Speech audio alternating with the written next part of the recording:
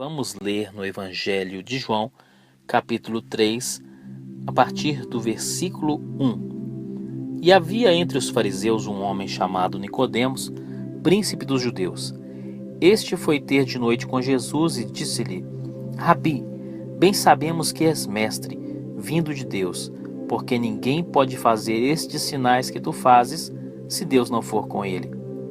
Jesus respondendo, disse-lhe: na verdade te digo, que aquele que não nascer de novo não pode ver o reino de Deus. Disse-lhe Nicodemos: como pode um homem nascer sendo velho? Pode, porventura, tornar a entrar no ventre de sua mãe e nascer?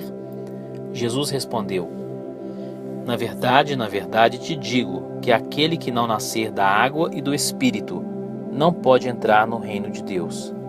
O que é nascido da carne é carne, e o que é nascido do Espírito é Espírito. Não te maravilhes de te ter dito: necessário vos é nascer de novo. O vento assopra aonde quer, e ouves a sua voz, mas não sabes de onde vem, nem para onde vai. Assim é todo aquele que é nascido do Espírito. Nicodemos respondeu e disse-lhe: como pode ser isso? Jesus respondeu e disse-lhe: tu és mestre de Israel e não sabes isto? Na verdade te digo, que nós dizemos o que sabemos e testificamos o que vimos, e não aceitais o nosso testemunho. O Evangelho de João menciona o encontro de algumas pessoas com Jesus. Jesus estava constantemente cercado e seguido por grandes multidões, mas ele encontrou tempo para atender alguns indivíduos. Então nós vemos no Evangelho de João, capítulo 3, o encontro de Jesus com Nicodemos. No capítulo 4, nós temos o encontro de Jesus com a mulher samaritana. No capítulo 8, nós temos Jesus com a mulher adúltera. Então, veja que Jesus falou aqui para Nicodemos sobre o novo nascimento. Se Jesus tivesse falado com a mulher samaritana ou com a mulher adúltera sobre o novo nascimento, nós usaríamos a situação daquelas mulheres como um escape. Nós diríamos assim: Jesus falou que essas mulheres precisavam nascer de novo porque a situação delas era terrível. A mulher samaritana já tinha tido 5 maridos e agora estava com o 6º homem, que não era seu marido. A mulher adúltera foi flagrada em adultério, então elas precisavam nascer de novo. Acontece que Jesus falou sobre o novo nascimento para um homem íntegro, um doutor da lei chamado Nicodemos. Qual era a condição de Nicodemos? O seu nome significa vitorioso sobre o povo. Ele tinha uma boa posição na sociedade. O versículo 1 do capítulo 3 de João diz que Nicodemos era um príncipe. Ele era um mestre, um doutor da lei, um judeu, um fariseu, um membro do sinédrio, ou seja, um juiz em sua comunidade. Veja que ele tinha vários títulos, uma boa posição. Sendo doutor da lei, ele tinha muito conhecimento, tinha autoridade sobre o povo, uma posição de honra, de destaque, era praticante de uma religião e provavelmente tinha uma boa condição financeira. Então, Jesus disse para esse homem que ele precisava nascer de novo. Ou seja, nada disso resolvia a situação espiritual de Nicodemos. Talvez possamos fazer uma lista de palavras que demonstrem a nossa boa situação diante dos homens, mas nada disso resolve a nossa situação diante de Deus. Por isso, Jesus disse: necessário vos é nascer de novo. Observe que, ao contrário de muitas pessoas que procuravam Jesus, Nicodemos não estava doente. Ele não estava possesso por demônios. O texto também não diz que ele estava desempregado ou que fosse um homem solteiro em busca da solução do seu problema sentimental. Não, nada disso. Mas ele tinha uma necessidade. Jesus disse: necessário vos é nascer de novo. João 3, versículo 7. Então muitas pessoas estão buscando Jesus por causa de doença, desemprego, opressão, problema sentimental, problema financeiro. Tudo bem que busquem ao Senhor Jesus por isso, mas precisam reconhecer que existe uma necessidade que é muito maior do que todas essas, a necessidade do novo nascimento. Todos precisam do novo nascimento. O que é isso? É como se Jesus chegasse para Nicodemos e dissesse: olha, a sua vida não tem conserto. A solução é nascer outra vez. Então, é o que Jesus oferece. O que é o novo nascimento? É um nascimento espiritual. É a conversão ao Evangelho de Jesus Cristo. A conversão, biblicamente falando, não é mudança de religião, mas é uma mudança de vida. E isso só acontece quando o indivíduo nasce de novo. Ou seja, assim como existe o nascimento físico, existe também o nascimento espiritual, que acontece quando nós cremos em Jesus e o aceitamos como o nosso Salvador. Conforme lemos na primeira carta de João, capítulo 5, versículo 1, onde diz: todo aquele que crê que Jesus é o Cristo é nascido de Deus, e todo aquele que ama ao que o gerou também ama ao que dele é nascido. Então, quando você crê em Jesus e o aceita como Salvador, você nasce espiritualmente. Você nasce de Deus, conforme lemos aqui nas Sagradas Escrituras. Eu gostaria de ilustrar o novo nascimento com a metamorfose da lagarta que se transforma em borboleta. Pode parecer que lagarta e borboleta sejam animais de espécies diferentes, mas não são. São da mesma espécie. Mas por que são tão diferentes? Porque a borboleta passou por um processo de transformação. Assim, o Evangelho faz em nós.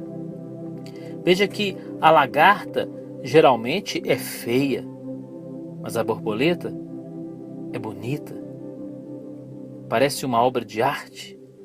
A lagarta se arrasta pelo chão, a borboleta voa.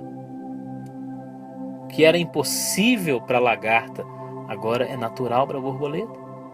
A lagarta vive na sujeira, muitas vezes, ao arrastar-se pelo chão. A borboleta voa longe da sujeira. A lagarta tem uma visão restrita, mas a borboleta, voando nas alturas, tem uma visão ampla. A lagarta inspira medo, pavor, nojo, repugnância. A borboleta inspira admiração e o desejo por sua presença. A lagarta é desprezada, rejeitada, xingada e pisada. A borboleta é bem-vinda, é elogiada. A lagarta representa um modo de vida inferior. A borboleta, um modo de vida superior. A lagarta é mencionada na Bíblia como um bicho devorador de plantações, um símbolo de maldição, no Salmo 78, versículo 46. Já a borboleta é um animal útil que ajuda na polinização das plantas. Usaremos a lagarta para ilustrar a carne, a natureza pecaminosa, e a borboleta para ilustrar o espírito ou a vida espiritual. A lagarta é o velho homem, a borboleta o novo homem, a condição daquele que nasceu de novo. Quando a borboleta está saindo ali da crisálida, podemos comparar isso com um novo nascimento. É como se um novo animal nascesse, embora seja o mesmo de antes. Ao falarmos de lagarta e borboleta, falamos de duas naturezas, embora o animal seja o mesmo. Assim acontece com o ser humano. A mudança de lagarta para borboleta não é apenas de forma, não é apenas de nome, mas de comportamento. Então isso é o mais importante. Não adianta o indivíduo mudar de nome, né? Agora adotar nome de cristão, se o comportamento não mudar. Então não adianta nada. Então nós temos na Bíblia alguns exemplos muito importantes de mudança. Jacó se transformou em Israel. O seu nome, que significa suplantador, mudou para príncipe de Deus. Mas não foi apenas uma mudança de nome, foi uma mudança de comportamento.